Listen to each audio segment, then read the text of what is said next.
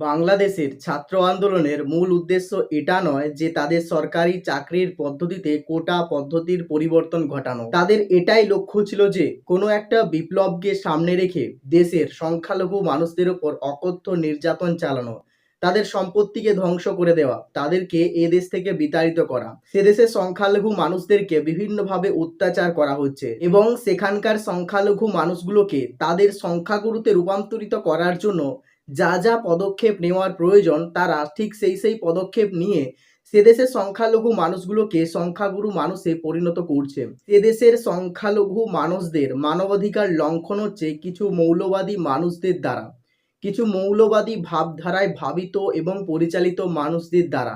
যখন মানুষের এই ধর্মীয় আবেগটাকে কাজে লাগিয়ে রাজনৈতিক ফায়দা তুলতে থাকে তখন সেই দেশ আর সমাজ বিপথে পরিচালিত হয়। ঠিক এখনকার অবস্থাটা বাংলাদেশের মতো।